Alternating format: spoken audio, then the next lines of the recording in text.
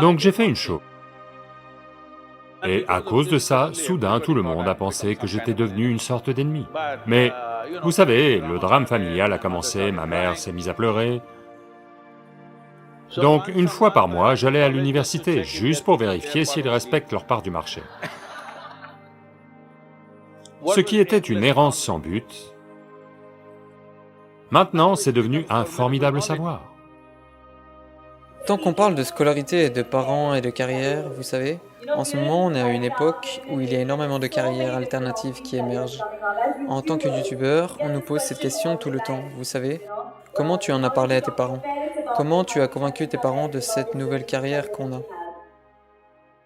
Je vais vous poser la question à vous. Si vous avez dû convaincre vos parents et leur dire que, ou comment s'est passée cette discussion, que ça vous est arrivé de devoir les asseoir pour leur dire voilà ce que je vais faire dans la vie. Je veux être sur YouTube maintenant. Est-ce que ça vous est arrivé aussi?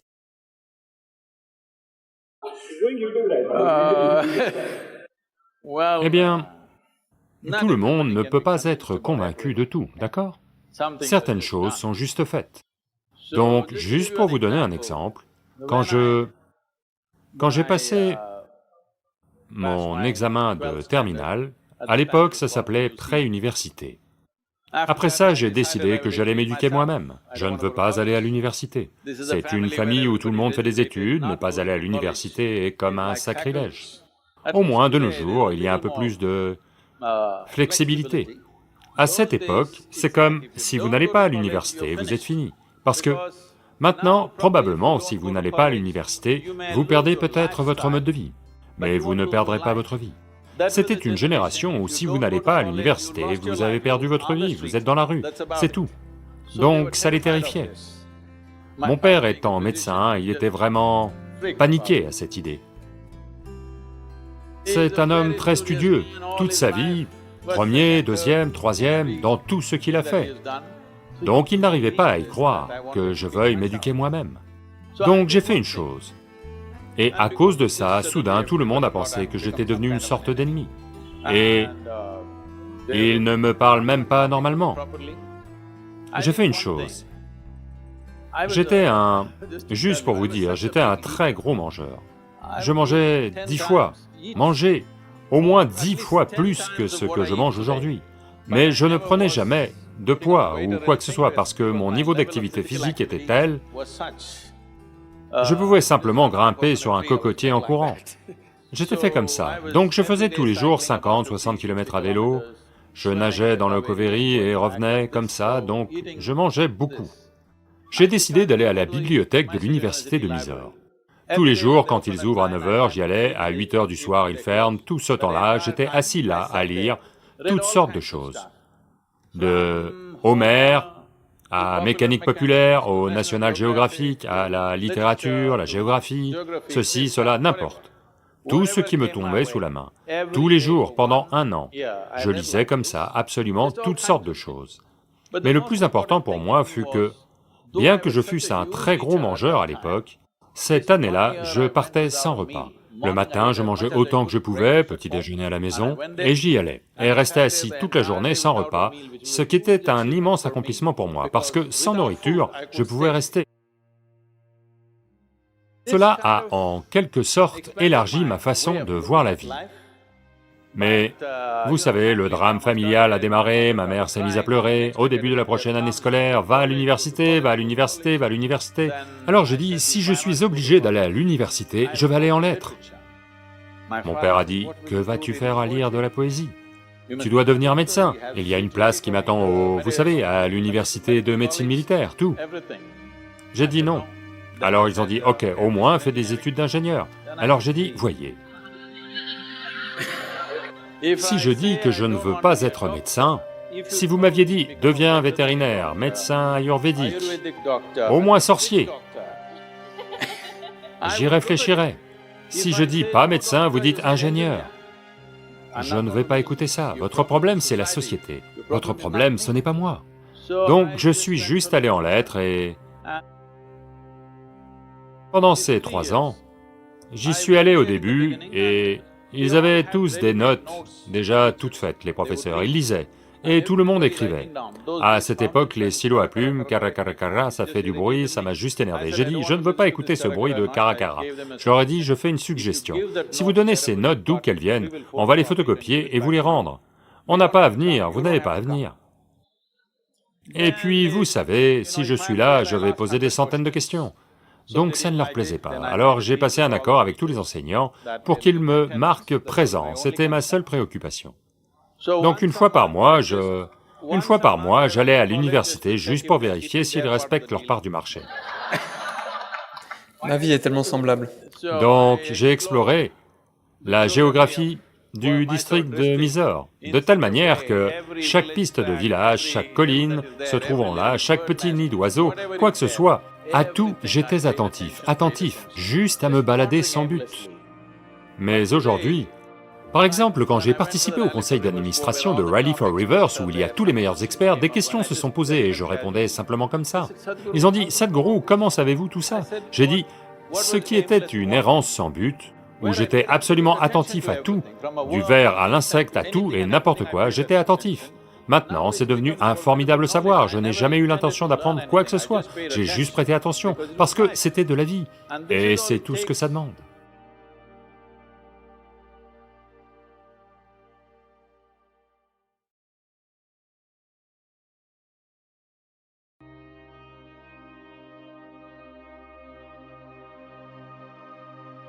Et quand ça dépasse un certain point, que vous devenez totalement possédé par vos propres pensées.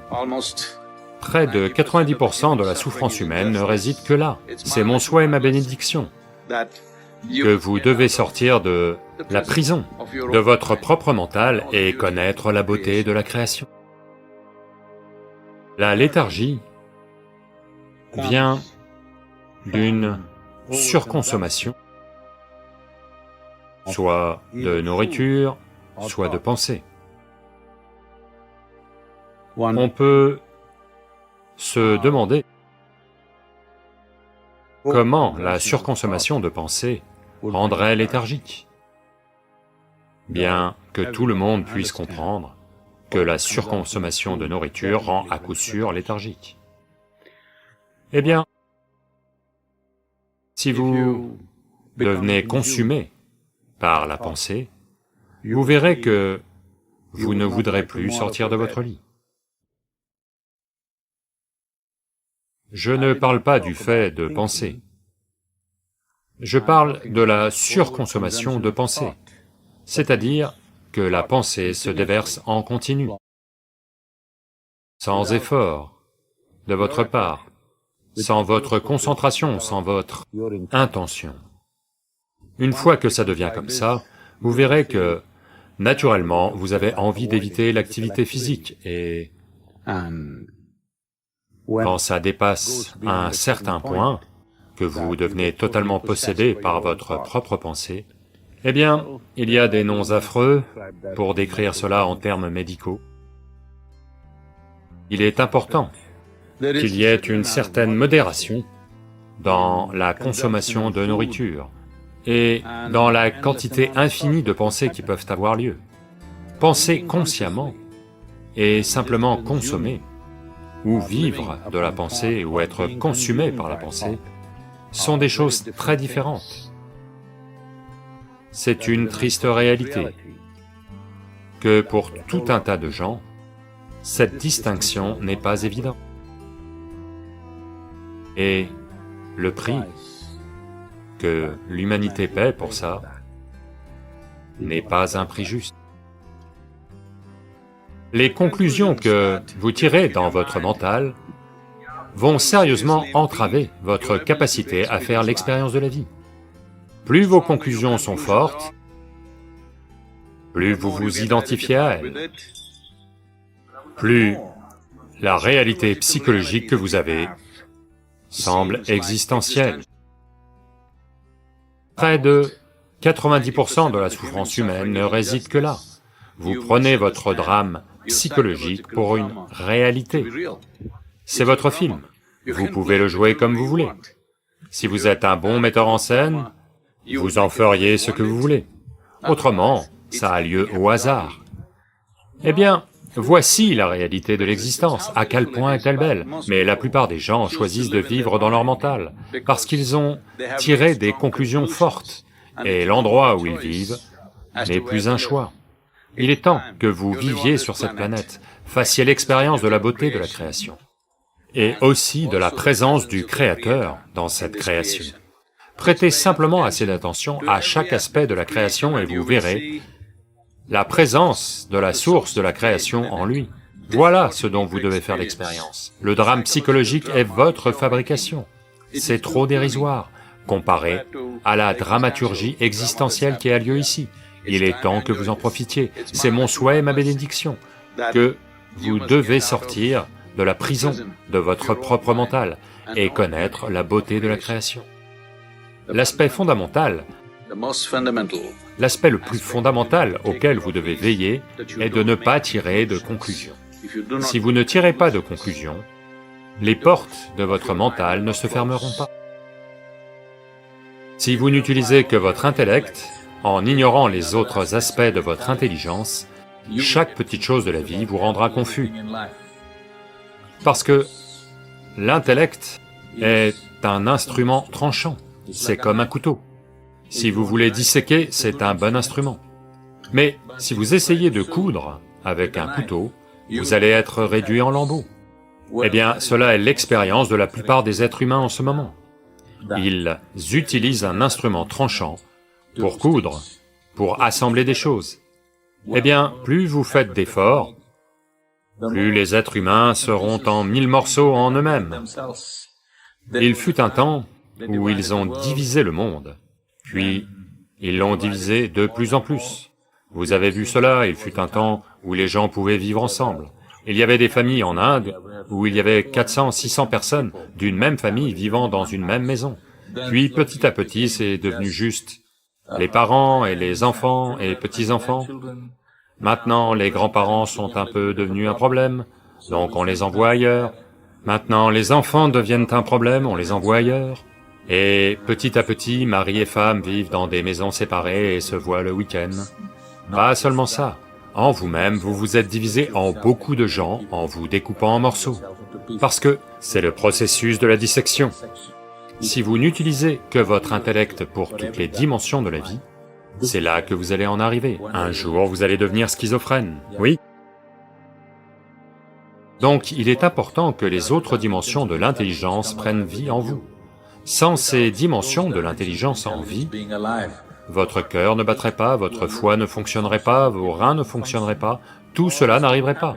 Cela n'est pas le fait de votre intellect. Donc, il y a des dimensions d'intelligence en vous qui doivent être explorées et rendues vivantes dans votre nature consciente.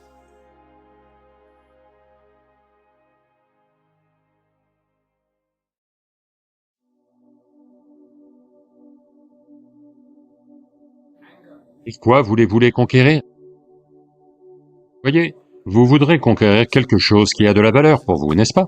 Voulez-vous conquérir quelque chose qui n'a pas de valeur pour vous? Voyez, pourquoi vous embêteriez-vous à conquérir quelque chose qui n'a pas de valeur pour vous? Vous devez, si vous voulez conquérir, voudriez-vous conquérir un terrain vague ou voudriez-vous conquérir une terre riche? Une terre riche. Si vous étiez roi, que voudriez-vous conquérir? Un royaume riche vous voudriez conquérir, pas un terrain vague. Vous ne voulez pas aller conquérir un désert, n'est-ce pas? Donc, pourquoi voulez-vous conquérir quelque chose que vous ne voulez pas? Je sais, je comprends.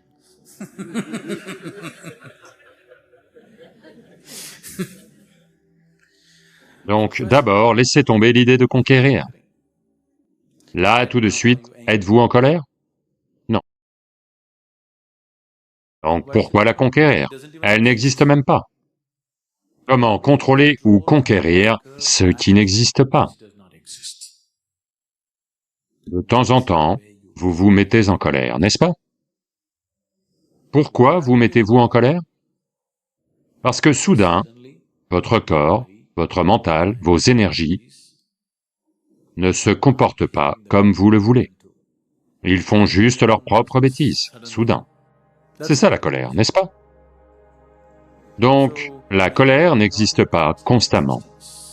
Ce qui n'existe pas Essayer de contrôler ou conquérir, cela va juste être un effort pour rien. Parfois, votre mental devient désagréable. Une des formes de désagrément s'appelle colère. Ou, en d'autres termes, parfois vous devenez désagréable. Une des formes de votre désagrément est appelée colère. D'autres formes de désagrément ont de nombreux autres noms. On va juste prendre la colère comme exemple. Pourquoi est-ce que quiconque se rendrait désagréable? Pourquoi? Il y a suffisamment de désagréments dans le monde. Où est le besoin pour vous de vous rendre désagréable? En ce moment, vous êtes dans ce genre d'état infantile, où si les situations autour de vous sont désagréables, vous aussi allez devenir désagréable. Mais dites-moi, y a-t-il une quelconque intelligence là-dedans? En particulier si les situations autour de vous sont désagréables. N'est-il pas d'autant plus important que vous soyez très agréable en vous-même? Oui. N'est-ce pas d'autant plus important?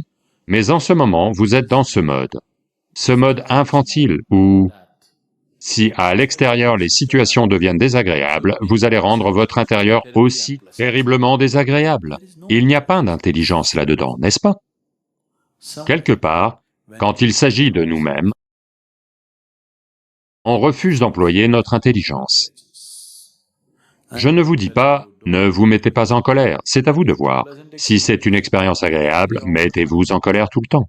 Mais en général, chaque fois que vous vous mettez en colère, vous souffrez plus que votre victime, n'est-ce pas? Oui? À quoi bon? Pourquoi vous créeriez-vous du désagrément? Il y a assez de désagréments dans le monde. Où que vous alliez dans le monde, vous mettrez les pieds dans quelque chose de désagréable, ici ou là, n'est-ce pas? N'est-ce pas ainsi? Quoi que vous fassiez pour l'éviter, quelque part vous allez mettre les pieds dans du désagrément. Est-il nécessaire de fabriquer votre propre désagrément privé? Y a-t-il un tel besoin? Non. Donc pourquoi créez-vous des choses que vous ne voulez pas? Pourquoi vous créez-vous du désagrément? Vous ne savez simplement pas ce que vous faites avec vous-même, c'est la seule raison, n'est-ce pas? Absolument inconsciemment, vous essayez de continuer. Faites une chose, avec les yeux fermés, là, tout de suite, essayez de conduire jusque chez vous. Vous allez peut-être y arriver un jour. Vous savez, un jour, vous allez peut-être y arriver.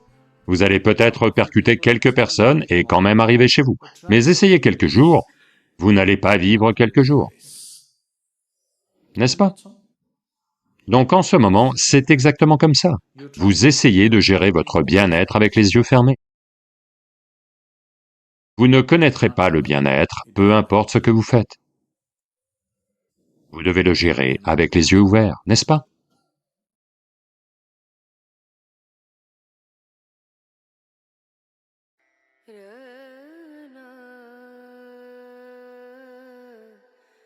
Si vous êtes en contact avec des vies, après ça ne vous arrive plus que les énergies deviennent négatives. De telles choses n'auront aucune influence sur une personne qui est vraiment méditative. Plus vous êtes mentalement, émotionnellement distrait et déconcentré, plus vous êtes sensible à ces forces. Il y a des gens qui manipulent les énergies pour faire du mal aux autres. Certains peuvent même provoquer la mort de cette façon. Dans certaines parties de l'Inde, c'est très répandu. Un Veda sur les 4 Védas, le Atharvana Veda, est dédié à cela, à la façon de manipuler l'énergie pour votre bien-être et au détriment de quelqu'un. Ces énergies ou ce genre de pratiques n'ont pas forcément à être dirigées vers vous. En ce moment, si quelqu'un me fait quelque chose de négatif, si moi je n'y suis pas réceptif, vous êtes assis ici, ça peut tomber sur vous. C'est tout à fait possible. C'est comme des gens se tirent dessus dans la rue. Vous ne faites que marcher dans la rue, mais c'est vous qui pourriez vous faire tuer. Donc, certaines pratiques, si vous introduisez certaines pratiques, ou prononcez certaines choses dans votre vie de tous les jours, on peut facilement surmonter ces choses.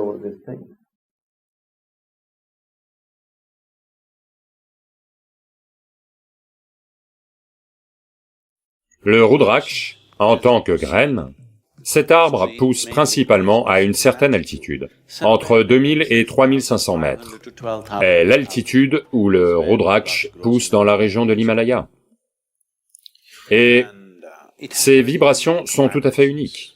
Donc une personne qui voyage constamment porte un Rudraksh afin d'avoir un cocon de sa propre énergie, pour que les énergies extérieures ne le perturbent pas. Il a un... on appelle ça un kavacha. Vous savez ce qu'est un kavacha? C'est plus comme un cocon. C'est un cocon de vos propres énergies. Où que vous alliez, vous avez votre chambre privée avec vous. Elle voyage avec vous où que vous alliez. Pour les personnes qui sont dans des contextes familiaux et sociaux, la meilleure chose à porter, c'est toujours le Rudraksh à 5 faces. Le mieux, c'est qu'il vous soit donné par quelqu'un qui sait ce que c'est. Juste l'acheter dans une boutique quelconque et le porter n'est pas une bonne chose. Normalement, le Rudraksh que vous trouvez ici vient toujours de... Il y a des familles qui s'occupent des Rudraksh depuis des milliers d'années, la même famille. Elle considère ça comme un devoir sacré. Ce n'est pas juste un business pour elle. Il y a une autre graine appelée Bhadraksh, qui pousse en abondance dans les plaines du nord de l'Inde, qui est une graine toxique, qui a exactement la même apparence. Et en particulier pour les touristes occidentaux en Inde, maintenant on fait de très jolis Rudraksh en plastique, qui sont très beaux, plus beaux que ça. Mais c'est un Rudraksh en plastique, ok?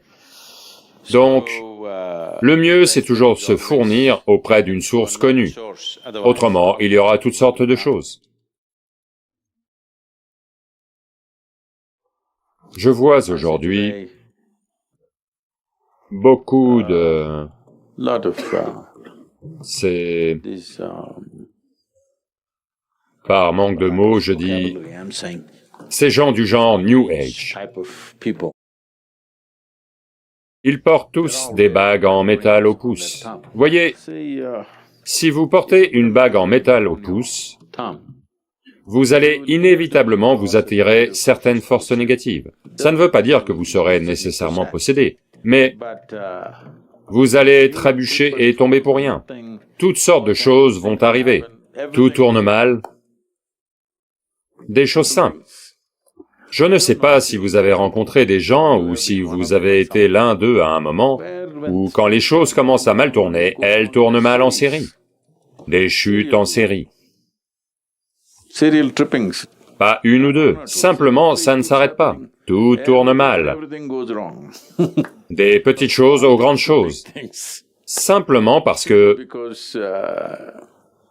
ils auront attiré certaines dimensions d'énergie qui ne sont pas propices pour faire quoi que ce soit dans le monde, mais qui peuvent être propices pour faire autre chose. Seuls ceux qui veulent faire des pratiques occultes devraient porter une bague au pouce. Mais aujourd'hui, soit par ignorance, soit par mode, une fois que vous mettez du métal sur votre pouce, vous invitez cela.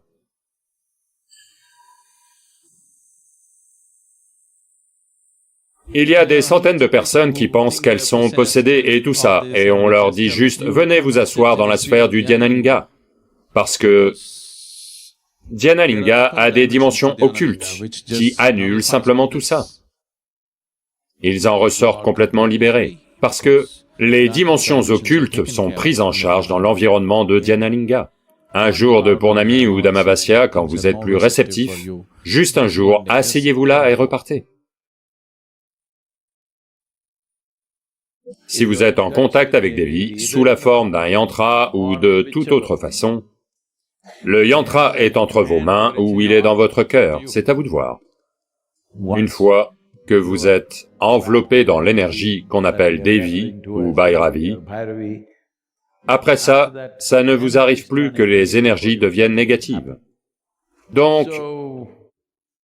si vous vous assurez simplement de manger le bon genre de nourriture, de bien maintenir votre système, le risque de vous retrouver détraqué à cause d'une énergie ou autre devrait complètement disparaître de votre vie. Cela, Devi va s'en charger.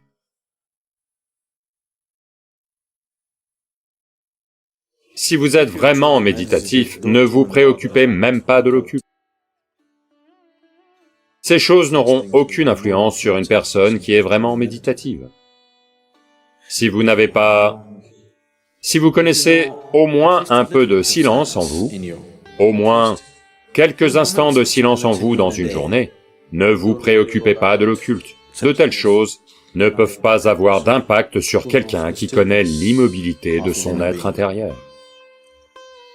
Quelqu'un a dit, « L'homme n'est malade que parce qu'il ne sait pas être immobile. » C'est parfaitement correct. C'est parfaitement vrai. Toutes les maladies sont arrivées parce qu'ils ne savent pas être immobiles. En particulier, celles qui affectent votre mental, en particulier, celles provoquées par d'autres influences. Ces choses ne sont possibles que parce qu'il n'y a pas d'immobilité. Donc, maintenant, avec le processus de la méditation, vous introduisez cette immobilité dans votre vie. Si vous êtes immobile, vous ne serez pas malade. Par-dessus tout, vous maintenez. Plus vous êtes mentalement, émotionnellement distrait et déconcentré, plus vous êtes sensible à ces forces. Si vous êtes à un certain niveau de concentration et de détermination, vous verrez, ces choses peuvent juste, elles seront peut-être comme une petite bosse sur la route. Elles ne seront pas un accident. Mais si vous êtes à un certain niveau d'instabilité au niveau émotionnel et mental, elles pourraient vous conduire à un accident.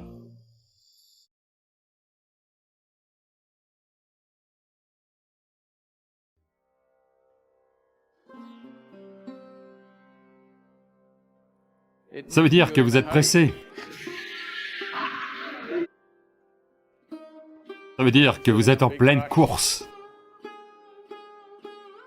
Eh bien, vous devez comprendre ceci.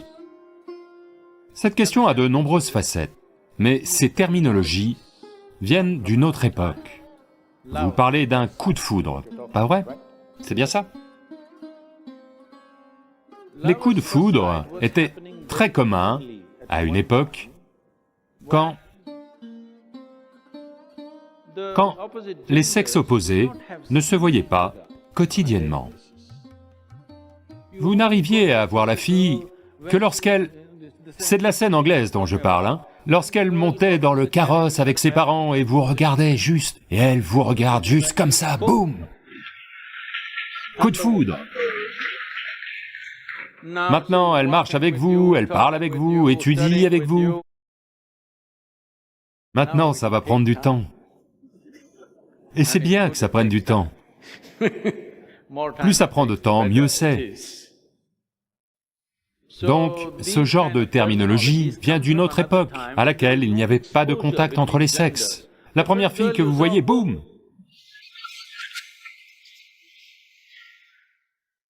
Donc,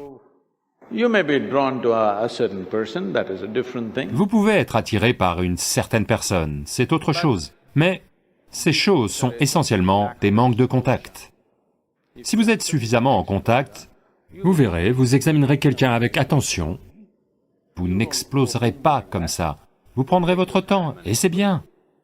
C'est bien que vous preniez votre temps pour former de bonnes et fortes relations qui dureront. Voyez, vous créez une relation dans la vie parce que, quelque part, vous pensez que deux c'est mieux qu'un, n'est-ce pas? Deux est peut-être mieux qu'un pour vous, mais vous pourriez être une nuisance dans la relation. Oui. Donc, avant de former n'importe quelle relation un peu importante dans votre vie, la première chose c'est examiner juste celui-ci. Celui-ci, est-il suffisamment bon pour toutes les choses dans le monde? Parce que la jeunesse est une période où vous devez construire celui-ci. Ne soyez pas pressé de vivre. Ne soyez pas pressé de vivre quand vous devez grandir. Dans le Tamil Nadu, en Inde du Sud, il y a un certain savoir chez les paysans, chez les cultivateurs de mangue en particulier. Si vous plantez un plant de manguier, dans les 12-14 mois, quand la saison arrive, il va fleurir. Mais vous verrez, le paysan ira judicieusement cueillir toutes les fleurs, parce que si vous lui permettez de donner des fruits, il va donner 1 ou 2 fruits, dès la première année. Mais si vous faites ça, cet arbre-là ne se développera jamais complètement. Donc les 3 premières années, toutes les fleurs sont retirées. C'est seulement lorsque l'arbre est devenu suffisamment fort que vous lui permettez de donner un fruit. Donc il y a un temps pour grandir et il y a un temps pour vivre.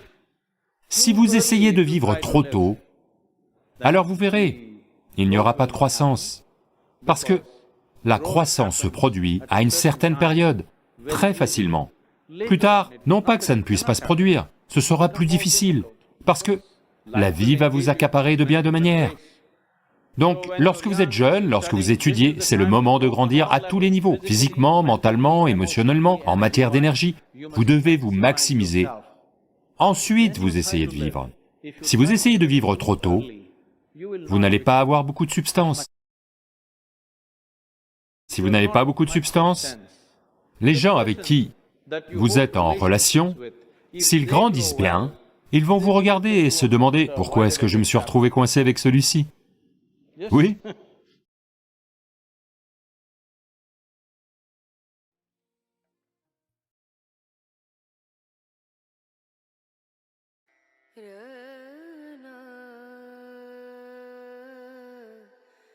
Un homme du Canada a un peu bu durant les mois d'hiver.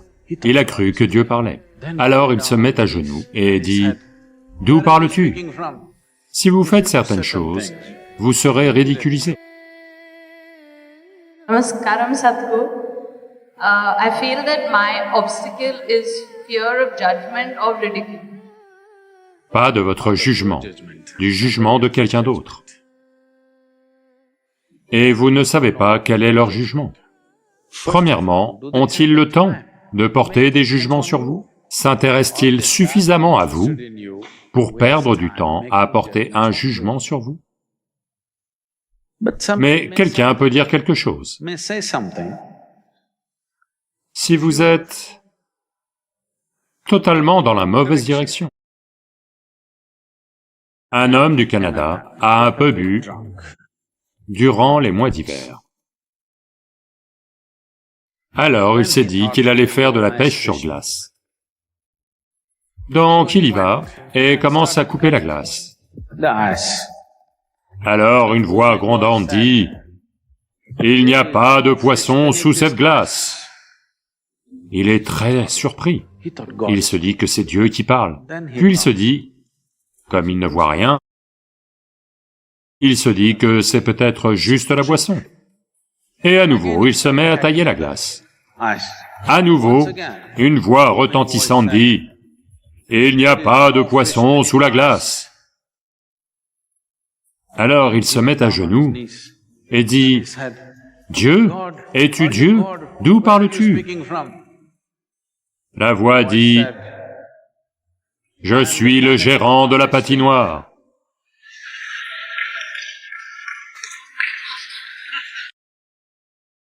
Si vous faites certaines choses, vous allez être ridiculisé. Mais la plupart du temps,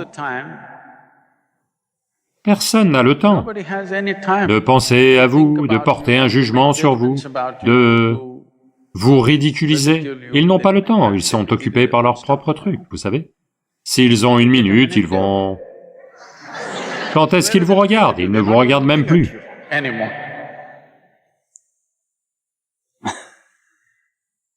Donc, ne vous en faites pas. Si vous paraissez un peu ridicule et que les gens rient, s'ils le font, n'est-ce pas bien d'être une source de joie pour quelqu'un au moins?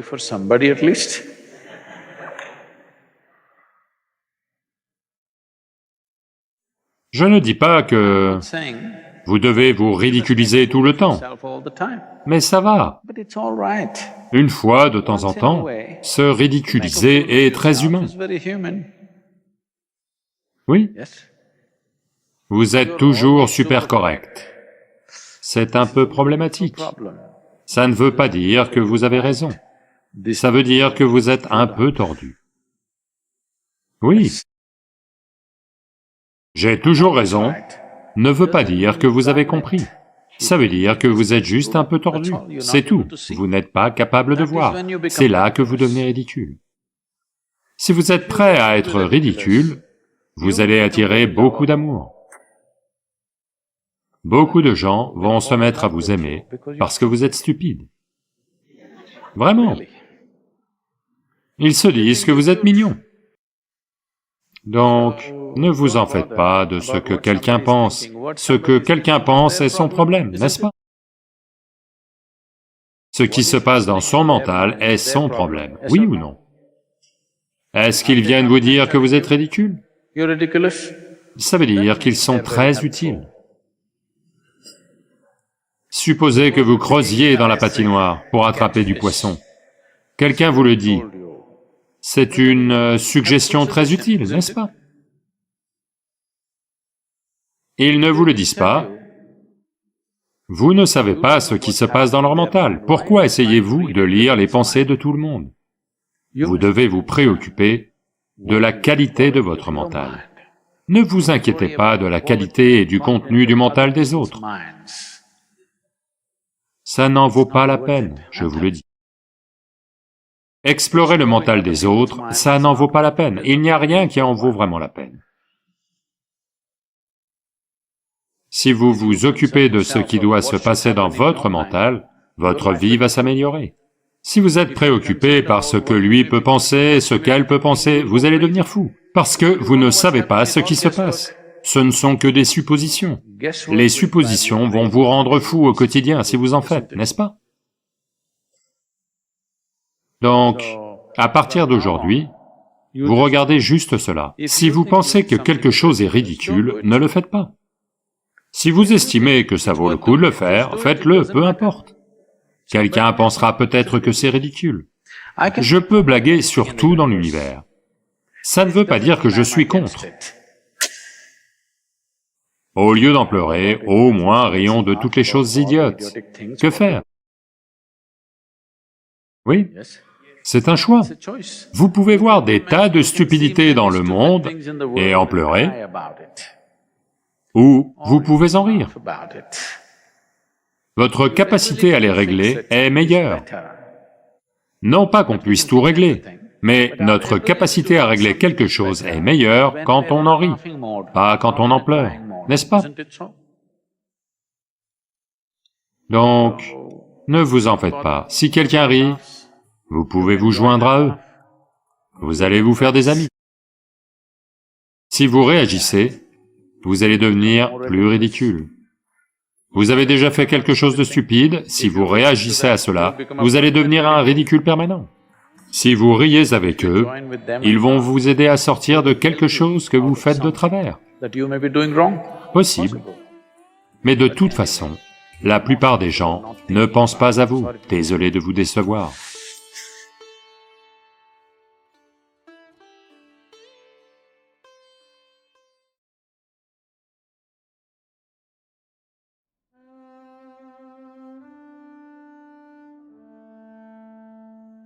Il est temps.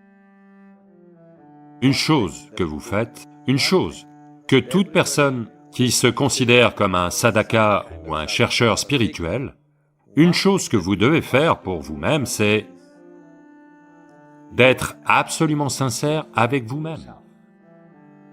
Si vous êtes aussi sincère avec tout le monde autour de vous, cela va vous apporter d'autres genres de bienfaits avec les gens. Mais je ne vais pas aller aussi loin maintenant. Avec vous-même, vous êtes 100% sincère. Autrement, il y a toutes sortes de ruses tout le temps. Être sincère avec vous-même n'est pas une chose facile, parce que il y a des vies entières d'habitude à vous raconter des histoires. Et bien sûr,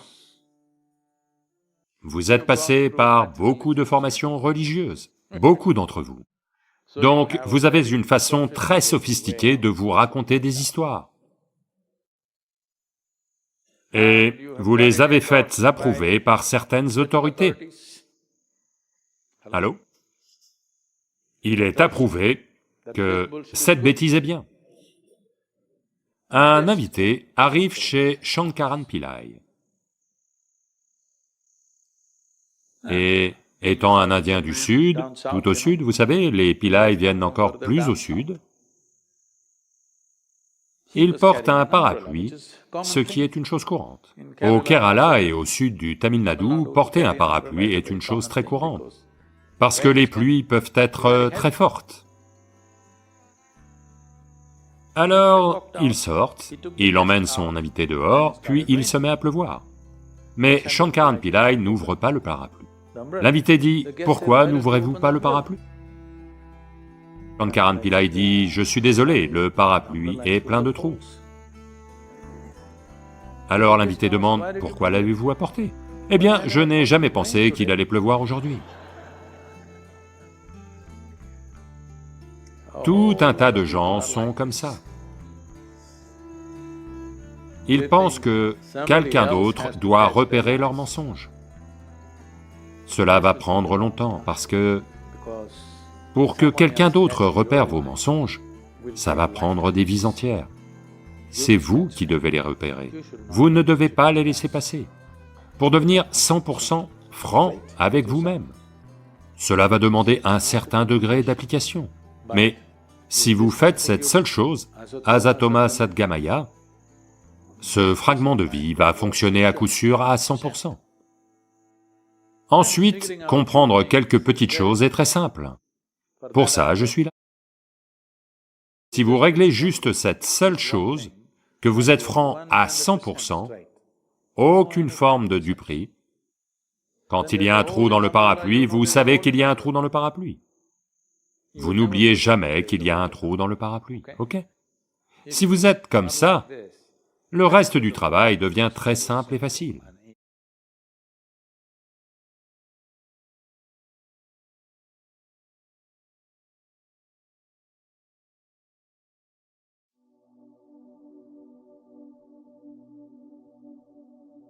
Ces types marchent dans la rue, deux types, toujours par deux. Donc, ma mère a dit, « Montre-lui ta main ».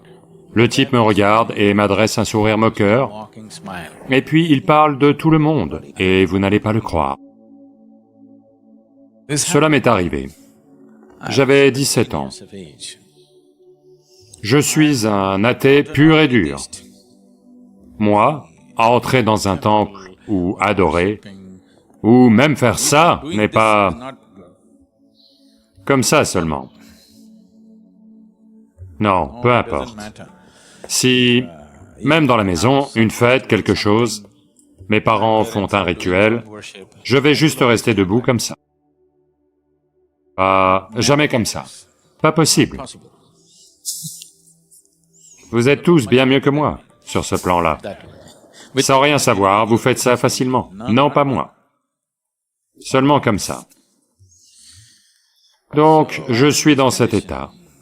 Ma mère s'inquiète de savoir quand ma sœur aînée va se marier. Donc, deux types passent dans la rue, du nord du Karnataka. Ces types marchent dans la rue, avec un sac sous le bras. Deux types, toujours par deux, ils marchent. Donc ils passaient. Donc ma mère dit, « Appelle ces gars. Je veux savoir quand ta sœur va se marier. » Je dis, « Qu'est-ce que ces types vont te dire ?» Elle dit, « Non, appelle-les. » Je les appelle. Et ils entrent. En général, en Inde, les femmes ne donnent pas leurs mains à ces gens, parce qu'il y a eu des exemples où ils vont envoûter ces dames et s'en aller. Le soir, cette femme emballe tous les bijoux qu'elle a à la maison et s'en va derrière lui, sans savoir ce qu'elle fait. Elle va juste marcher comme si elle avait perdu l'esprit. Et il prend tout et elle revient 2 jours ou 3 jours plus tard, et elle est finie. Donc, ma mère dit, « Montre-lui ta main. »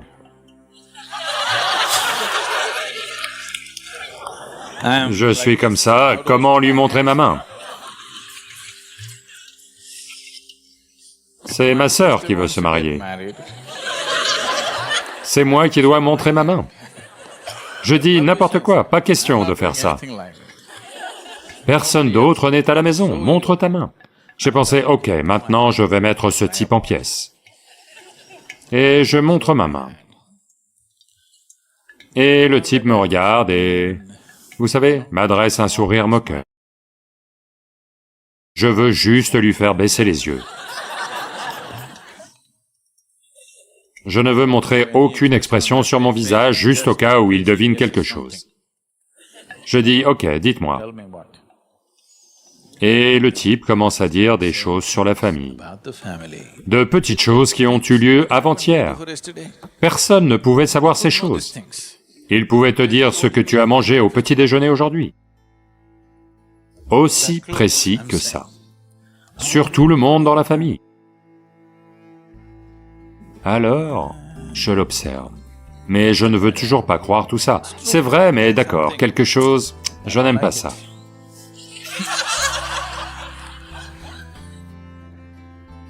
Puis il dit beaucoup de choses. Ma mère n'arrête pas de demander, tout ça c'est bien, mais quand ma fille va-t-elle se marier? Il dit, laissez cette fille tranquille. La deuxième fille va se marier en mai prochain. Avant le 26 mai, elle va se marier. Ma mère dit, espèce d'idiot, pourquoi parles-tu de ma deuxième fille? Quand est-ce que ma première fille va se marier? Il dit, ah, oh, et il se met à parler d'autre chose. Et puis, il se met à parler d'absolument tout le monde. Et vous n'allez pas le croire. Ma sœur aînée ne s'est jamais mariée, elle est devenue nonne. Et ma deuxième sœur n'avait aucune intention de se marier, elle était encore à l'université. Le 24 mai, elle s'est mariée. D'accord? L'année suivante. Et... puis ma mère demande pour moi. Ce garçon ne croit en rien. Il ne croit pas en Dieu, il ne vient pas au temple. Que va-t-il arriver à ce garçon? Et il dit, à 38 ans, il va construire un grand temple. Je dis, n'importe quoi, moi construire un temple?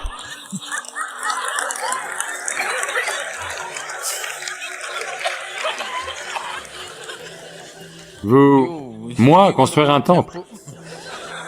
Je n'entre même pas dans le temple. Où vais-je construire un temple? Ma mère dit, regardez-le. Comment il est? Que va-t-il lui arriver? Que va-t-il faire? Il dit, certains font paître les moutons, lui fera paître les gens.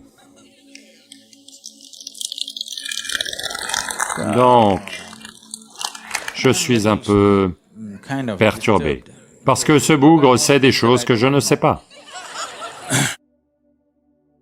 Puis, quand les choses se sont ouvertes en moi, je voulais me donner des baffes parce que c'était si évident, c'était tout autour de moi, je ne le voyais pas. Mais ce type qui marche dans les rues pour 10 roupies, 10 roupies c'est quoi? 10 roupies c'est 20 centimes, d'accord? C'est le tarif pour lui. Et en plus, il ne va pas demander. Si vous lui donnez 10 roupies, joyeusement il va s'en aller. Le gars qui marche dans la rue du matin au soir, pour 10 roupies, ce gars pouvait le voir. Et moi, je ne pouvais pas. Je me suis senti si honteux. Oh mon Dieu, regardez ça. C'est ça le niveau d'inconscience, vous comprenez? C'est un fait pour toute l'humanité. C'est cela, le niveau d'inconscience, ce qui est juste sous ton nez. Tu ne le vois pas. Un type qui marche dans la rue pour 10 roupies par jour, lui le voit. Donc, la vie n'est pas comme vous pensez. Elle est comme elle est. Votre effort devrait être de le voir comme elle est. Pas de constamment tirer des conclusions. Ça c'est bien, ça c'est pas bien, pourquoi pas ci, pourquoi pas ça. Voyez-la juste, telle qu'elle est. Ce n'est qu'en la voyant telle qu'elle est, que vous allez ouvrir les portes de la vie et au-delà.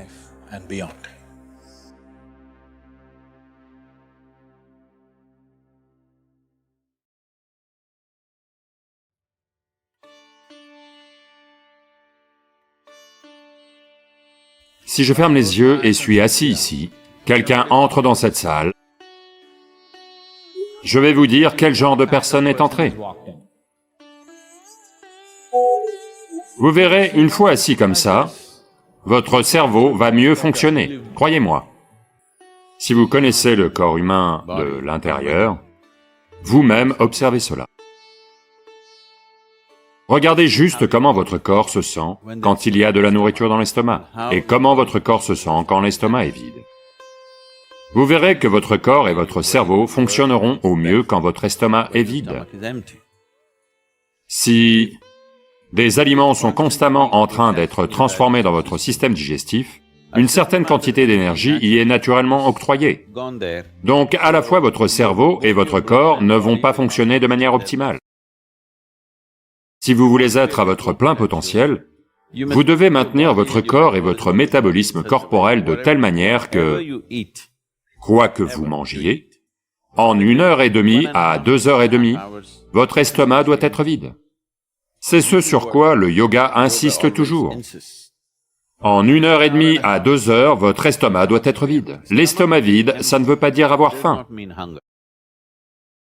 C'est seulement quand les niveaux d'énergie baissent que vous ressentez la faim. Autrement, l'estomac doit être vide. Dans ce coin, il y a un mandapam en pierre, un pavillon, où l'on a arrangé un bureau idéal pour vous. Des chaises basses, des tables basses. Vous verrez, une fois assis comme ça, votre cerveau va mieux fonctionner, croyez-moi. Je ne peux pas parler ou explorer quelque chose sans plier les jambes.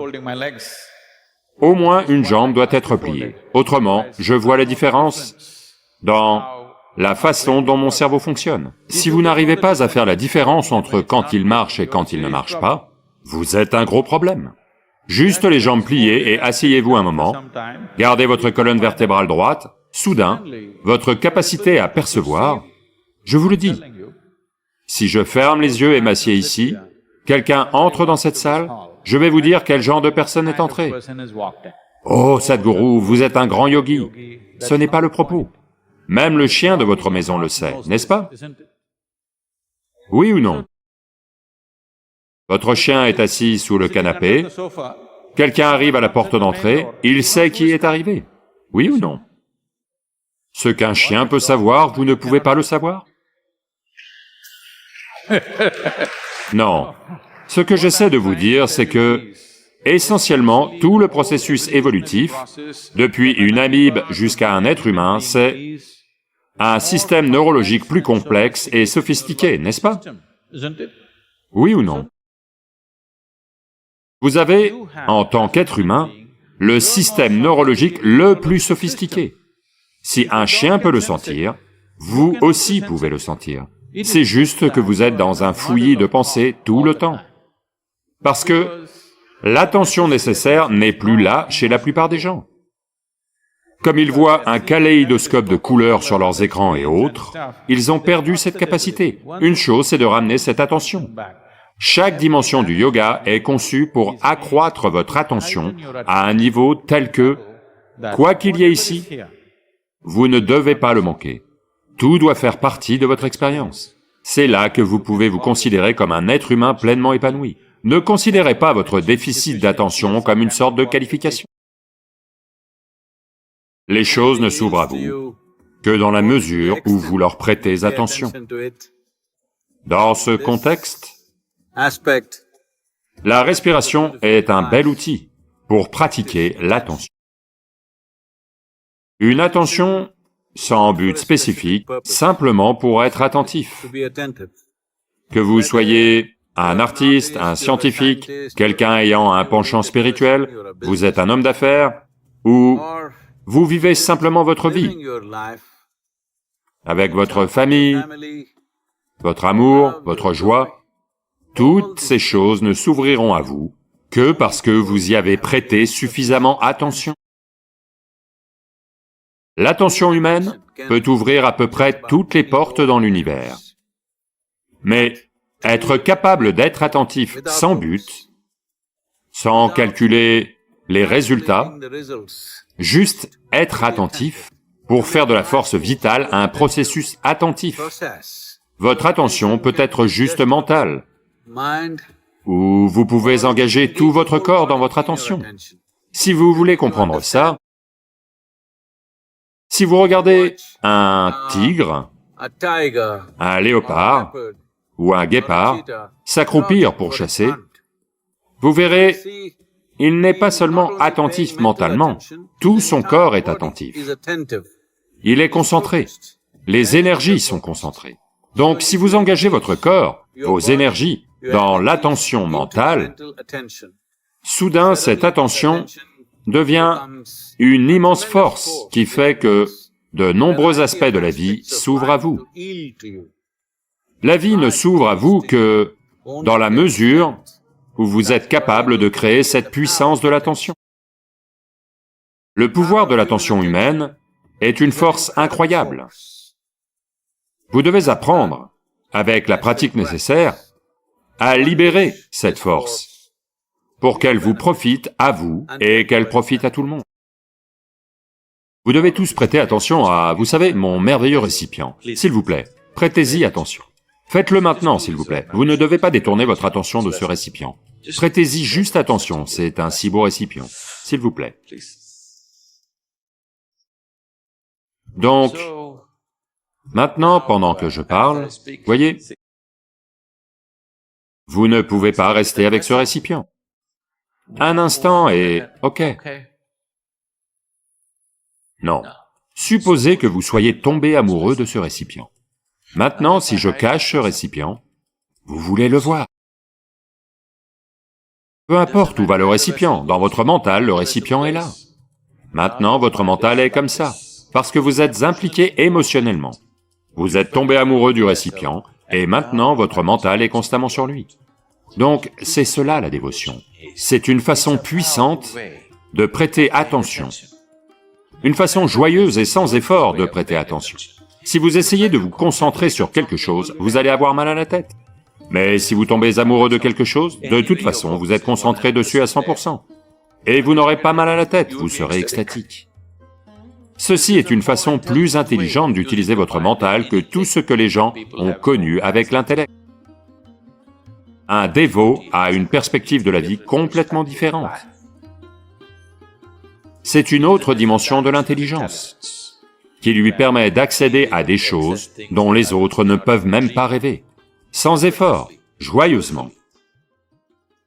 Parce que, émotionnellement, il est impliqué, son attention est absolue.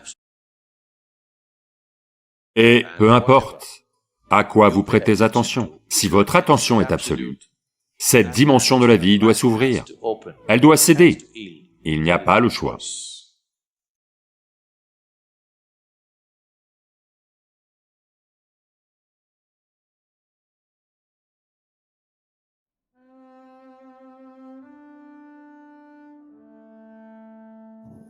Il y a de nombreuses façons de vous asseoir ici. Certains d'entre vous viennent ici en tant qu'enquêteurs. Certains d'entre vous juste en tant que spectateurs. Certains d'entre vous en tant qu'étudiants. Certains en tant que disciples. Quelques-uns en tant que dévots. Ce sont les différentes façons dont vous pouvez être assis ici. Soit vous êtes un enquêteur, soit un spectateur, soit un étudiant, soit un disciple, soit un dévot. Enquêteur veut dire que vous savez pourquoi il est venu. Il va perdre son temps ici. Parce que de toute façon, il ne va pas percevoir ce qui se passe ici.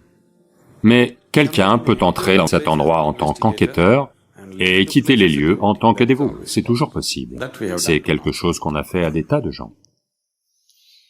Mais ceux qui sont venus autrement pour faire l'expérience, pour eux, ils viennent faire le premier programme et puis ils disent « c'est merveilleux ». Et ils vont dire « c'est bon, c'est ça ». Quand ils viennent au programme suivant, s'ils viennent à Bayaspandana, ils disent « le Isha Yoga, ce n'est rien, c'est ça le truc ». Ils viennent à Samyama et ils disent « Quoi? Bhavaspandana? Ce n'est pas bon, c'est ça le vrai truc ». De fait, il y a beaucoup de méditants qui font ça, ils arrivent et vous demandent « Vous êtes venu pour du volontariat ou autre? Tu as fait Bayaspandana? Non? Ok. Vous êtes écarté. Dans leur compréhension, vous êtes écarté. Vous n'êtes pas bon. Vous n'avez pas fait l'expérience de Bayaspandana. Vous n'êtes pas encore une vie. » Donc, l'expérience de l'enquêteur est très différente. Si vous venez en tant que spectateur, parfois vous êtes là, parfois non, vous savez, vous pouvez apprécier le plat et partir. Si vous venez en tant qu'étudiant, vous voulez apprendre. Tout cela vous fait vous sentir très bien quand vous êtes ici, vous rentrez chez vous et vous êtes exactement le même. Rien n'a changé. Un disciple veut dire que c'est quelqu'un qui est prêt à se transformer. Il veut se transformer. Transformation veut dire que quelque chose de l'ancien, je suis prêt à l'abandonner, et je suis prêt à ce qu'il m'arrive quelque chose de nouveau. Je veux que quelque chose de nouveau m'arrive. C'est une bien meilleure façon d'être. Dévot veut dire que quelqu'un qui est prêt à se dissoudre complètement. Il ne pense même pas à se transformer, il veut juste fusionner avec tout le processus. Maintenant, la question concerne un disciple. Disciple veut dire quelqu'un qui est prêt à se transformer. Transformation veut dire que rien de l'ancien ne doit subsister, alors seulement c'est une transformation, autrement c'est juste un changement, n'est-ce pas? Vous avez déjà apporté de nombreux changements à votre vie, n'est-ce pas? Oui, bien des fois, consciemment, bien des fois, inconsciemment, vous avez apporté de nombreux changements. Mais en faisant ces changements, quand vous faites un changement, vous vous sentez bien à un certain temps, après ça, c'est juste le même vieux truc. Vous avez remarqué ça? Avec tout changement que vous faites, au départ, vous vous sentez super, 2 jours plus tard, c'est juste un truc de plus. Donc, cela n'est pas ce qu'on recherche. Quand on dit transformation, rien de l'ancien ne doit subsister.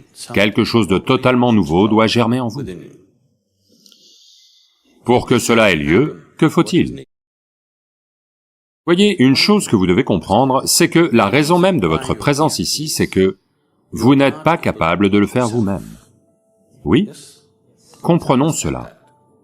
Donc, quand vous êtes assis ici, ne soyez pas d'accord avec moi.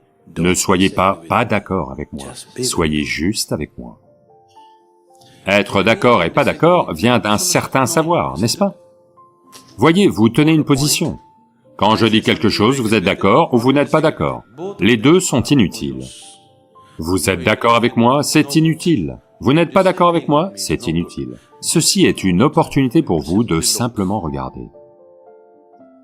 Tout d'abord, la question d'être d'accord avec moi ou de ne pas être d'accord avec moi ne se pose pas parce que je ne propose aucune philosophie. Je ne fais aucune déclaration. Je vous pose seulement de simples questions. Une question est une occasion de regarder. Si vous êtes d'accord et pas d'accord avec la question elle-même, il y a quelque chose qui cloche chez vous, n'est-ce pas? Oui. Il n'y a pas à être d'accord avec une question ou pas d'accord avec une question. Une question est une opportunité ou un outil pour regarder de plus en plus profondément, n'est-ce pas? Donc, est-ce une relation individuelle? Oui, c'est très individuel. C'est plus individuel que n'importe quelle autre relation. Les autres relations viennent avec d'autres fioritures. La relation la plus proche que vous ayez dans votre vie, vous verrez, si vous éliminez certaines fioritures, alors cette relation ne fonctionnera plus. Des choses entrent en jeu, vous savez, la maison, la famille, l'argent, l'habillement, le genre de corps que vous avez, le genre de douceur que vous dites, toutes ces choses entrent en jeu. Si vous éliminez l'une d'entre elles, vous verrez, la relation va disparaître. Est-ce le cas? N'est-ce pas? Donc, elles ne sont pas individuelles. Vos relations avec votre mari, vos enfants, votre mère, votre père sont liées à beaucoup de fioritures. Éliminez les fioritures et voyez, elles vont s'effondrer. Celle-ci est vraiment individuelle. Pas de fioritures. Juste de 1 à 1. Ou juste 1.